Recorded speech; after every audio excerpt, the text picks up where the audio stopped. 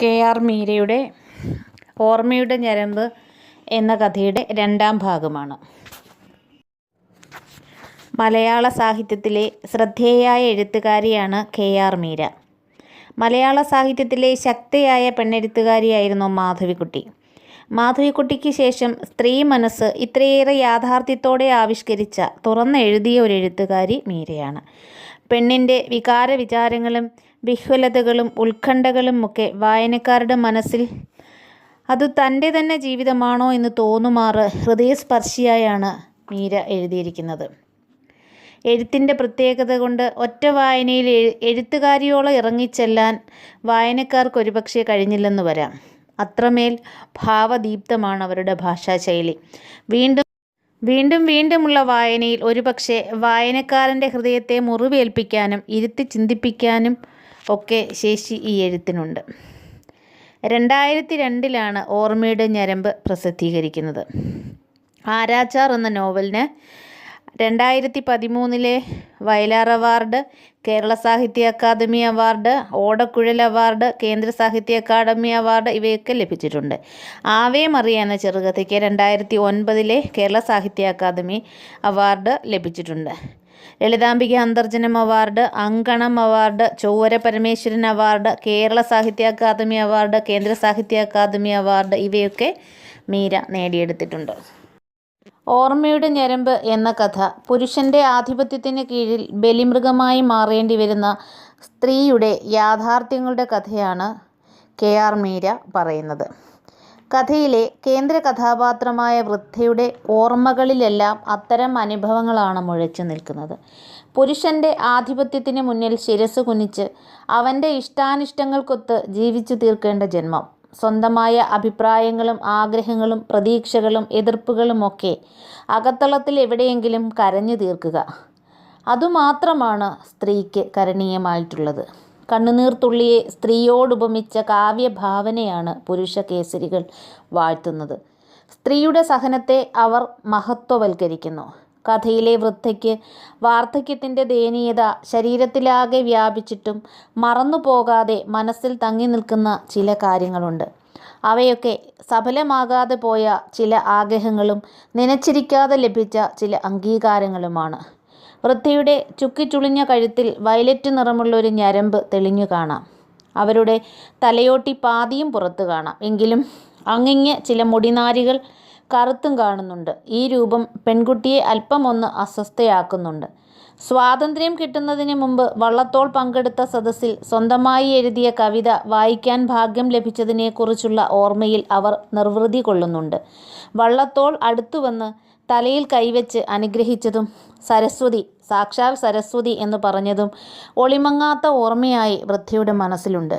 കേവലം 9 വയസ്സ് മാത്രമേ വൃദ്ധയ്ക്ക് അന്നുണ്ടായിരുന്നുള്ളൂ. ആ സമ്മേളനത്തിൽ വെച്ച് ഇഷ്ടപ്പെട്ടിട്ടാണത്രേ വൃദ്ധയെ അവരുടെ ഭർത്താവ് കല്യാണം കഴിച്ചത്. ഈ ഓർമ്മകളൊക്കെ അവരിലുണ്ടെങ്കിലും അതിനൊക്കെ അപ്പുറം അസ്വാതന്ത്ര്യത്തിൻ്റെ കൂട്ടിൽ തൻ്റെ ആഗ്രഹങ്ങളെ പൂട്ടിയിടേണ്ടി വന്ന വേദനയാണ് അവർക്ക്. വായനയോടും പുസ്തകങ്ങളോടും എഴുത്തിനോടും അവർക്കുള്ള സ്നേഹം പ്രകടമാണ്. എന്നാൽ സ്വാതന്ത്ര്യം എന്നതിൻ്റെ നിർവചനം എന്താണ്? വിദേശ വസ്തുക്കൾ ബഹിഷ്കരിക്കുകയാണോ? സ്വദേശ വസ്ത്രങ്ങൾ ധരിക്കുകയാണോ? രാജ്യത്തിന് സ്വാതന്ത്ര്യം ലഭിച്ചു, പക്ഷേ സ്ത്രീക്കോ?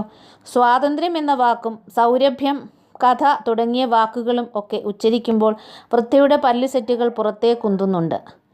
സ്വന്തം ജീവിതത്തിൽ ലഭിക്കാതെ പോയ സ്വാതന്ത്ര്യവും സുഗന്ധവും നേടാനുള്ള വ്യഗ്രതയാവാം ഈ പുറത്തു വരുന്നത്. ആദ്യമൊക്കെ പെൺകുട്ടിക്ക് വൃദ്ധയോട് ഒരുതരം ഈർഷ്യയായിരുന്നു. പതുക്കെ അവരോടൊരിഷ്ടമുണ്ടാകുന്നു. എഴുതുന്നതും വായിക്കുന്നതും വൃദ്ധയുടെ ഭർത്താവിൻ്റെ അമ്മയ്ക്ക് കലിയിളക്കമുണ്ടാക്കുമായിരുന്നു. അതുകൊണ്ട് തറവാട്ടിലേക്ക് എന്ത് പ്രയോജനമെന്നാണ് അവർ ചോദിക്കുന്നത്.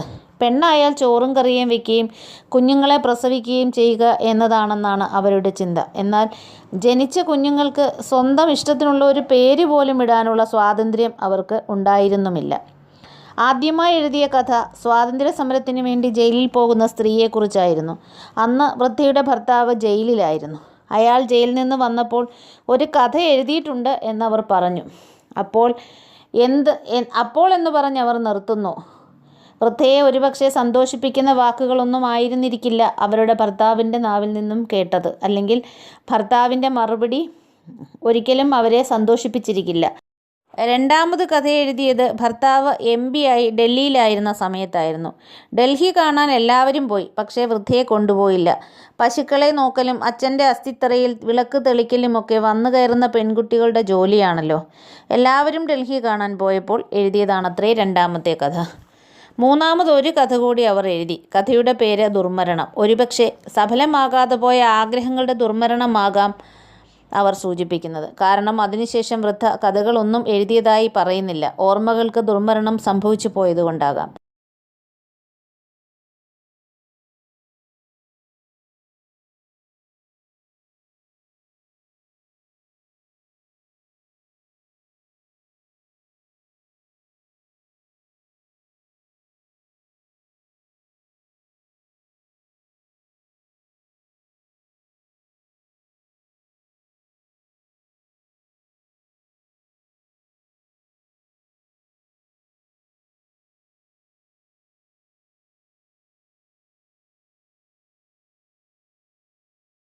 കഥയിലെ പെൺകുട്ടിക്ക് ഇന്നത്തെ തലമുറയിലെ ചില കുട്ടികളുടേതായ ചില സ്വഭാവവിശേഷങ്ങളുണ്ട്. വൃദ്ധജനങ്ങളോടും അവരുടെ രീതികളോടും അവരുടെ ഗന്ധത്തോടുമൊക്കെയുള്ള ഒരു വല്ലാത്ത അകൽച്ച ഈ പെൺകുട്ടിക്കുമുണ്ട്. പക്ഷേ പിന്നീട് വൃദ്ധയുടെ ജീവിതവുമായി പെൺകുട്ടിയുടെ ജീവിതത്തിനും ചില സാദൃശ്യങ്ങൾ കണ്ടെത്തിയതുകൊണ്ടാകാം ഒരുപക്ഷെ പതുക്കെ അവർ വൃദ്ധയെ ഇഷ്ടപ്പെടാൻ തുടങ്ങിയത്. വൃദ്ധ അനുഭവിച്ച അസ്വാതന്ത്ര്യം തന്നെ പെൺകുട്ടിക്കും ഉണ്ടായിരുന്നുവെന്ന് കഥയുടെ അവസാനമുള്ള അവളുടെ ഭർത്താവിൻ്റെ ആ യുവാവിൻ്റെ വാക്കുകളിൽ നിന്നും നമുക്ക് മനസ്സിലാക്കാനും സാധിക്കും. വൃദ്ധ പഴയ തലമുറയുടെ പ്രതീകമാണ്. പക്ഷേ പെൺകുട്ടി പുതിയ തലമുറയുടെ പ്രതീകമായിട്ടാണ് ഇവിടെ കഥാകാരി പറയുന്നത്. പെൺകുട്ടിയുടെ സ്വഭാവത്തിലെ സ്വാതന്ത്ര്യബോധം പത്മാക്ഷിയുടെ വാക്കുകളിൽ നമുക്ക് തെളിഞ്ഞു കാണാൻ പറ്റും. ഭർത്താവ് ഒരുപാട് നിർബന്ധിച്ചിട്ടും കല്യാണത്തിന് പോകാൻ പെൺകുട്ടി തയ്യാറായില്ല. പുതുപ്പെണ്ണിൻ്റെ കാൽപ്പനികമായ ആശാഭിലാഷങ്ങൾ ഇല്ലാത്തവളാണ് പെൺകുട്ടിയെന്ന് നമുക്ക് മനസ്സിലാകും. പുതുപ്പെണ്ണിനെ കാണുവാൻ ആഗ്രഹിച്ചിരുന്ന ബന്ധുക്കളുടെ മനസ്ഥിതി ഒന്നും പെൺകുട്ടിയെ ബാധിക്കുന്നില്ല. ഒരു കാര്യത്തിൽ പെണ്ണാണെങ്കിലും സ്വന്തം തീരുമാനത്തിൽ ഉറച്ചു നിൽക്കാനുള്ള ഒരു സ്വന്തമായൊരു നിലപാടുള്ളവളാണ് പെൺകുട്ടിയെന്ന് നമുക്ക് മനസ്സിലാകുന്നുണ്ട്. കഥാന്ത്യത്തിൽ പെൺകുട്ടിയുടെ തനത് സ്വഭാവം നമുക്ക് കാണാൻ സാധിക്കും. പെൺകുട്ടിയുടെ ഭർത്താവ് യജമാനൻ്റെ ഈർഷ്യയും അധികാരവും കാണിക്കുന്നുണ്ട്. അർഹിക്കുന്ന ആദരവ് കിട്ടാത്തതിൽ ഈർഷ്യ കാണിക്കുന്ന ഭർത്താവ് ചോദിച്ചതിനുള്ള പെൺകുട്ടിയുടെ മറുപടിയിൽ ഇപ്പോൾ പതർച്ചയില്ല, ഭയമില്ല. അവൾ കണ്ണാടിയിൽ തൻ്റെ കഴുത്തിലെ ഞരമ്പ് പരിശോധിക്കുകയായിരുന്നു. കണ്ണാടിക്ക് മുന്നിൽ തൻ്റെ വരവിലും ഒട്ടും ശ്രദ്ധയില്ലാതെ നിൽക്കുന്ന ഭാര്യ തൻ്റെ സർവാധികാരത്തിൻ്റെ മുന്നിൽ ഒരു വെല്ലുവിളി ഉയർത്തുമെന്ന് ശ്രീജിത്തിന് തന്നെ തോന്നുന്നു. ഓർമ്മയുടെ ഞരമ്പ് അങ്ങനെ തലമുറകളിൽ നിന്ന് തലമുറകളിലേക്ക് പടർന്നു പോവുകയാണ്. കാലഘട്ടങ്ങൾ മാറുന്നുണ്ടാവാം. ഒരു സ്വാതന്ത്ര്യ സമരത്തിന് പകരം പല സമരങ്ങളും അരങ്ങേറാം.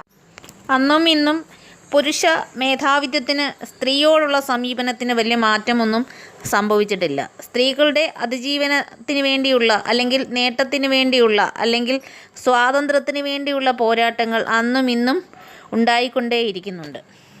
കാലം മാറുമെന്നും സ്ത്രീയുടെ ശക്തി പുരുഷ കേസരികൾ മനസ്സിലാക്കുമെന്നുമൊക്കെയുള്ള ഒരു പ്രതീക്ഷയുണ്ട്. പിന്നെയാവാം എന്ന് പറഞ്ഞ് കാലം കടന്നു പോകുന്നു. കഥയിലേതുപോലെ തന്നെ യഥാർത്ഥ സ്വാതന്ത്ര്യ പ്രഖ്യാപനങ്ങൾ സാഹിത്യത്തിലെങ്കിലും മുള പൊട്ടിയെങ്കിലേ തീരൂ എന്നാണ് KR മീര നമുക്ക് കാട്ടിത്തരുന്നത്. തുരുമ്പ് പിടിച്ച പഴയ കാലവും തിളക്കത്തിൻ്റെ പുതുമോടികളിൽ അലിഞ്ഞ ആധുനിക മുഖവും ഈ ഒരു സത്യത്തിന് മുന്നിൽ ഒന്നാകുന്നു. ആ അർത്ഥത്തിൽ വൃദ്ധയുടെ ആ പഴയ പൊടി പിടിച്ച മുറി ഒരു പുതുയുഗപ്പിറവിയുടെ ഗർഭഗൃഹമായി മാറുന്നു എന്ന് വേണമെങ്കിൽ നമുക്ക് പറയാം.